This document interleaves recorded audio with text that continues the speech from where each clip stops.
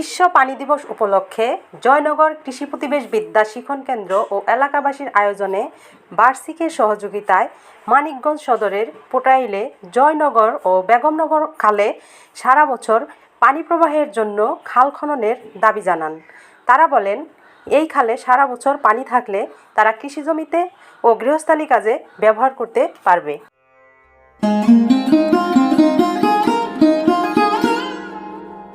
আমার বাড়ির সামনে পানি নাই।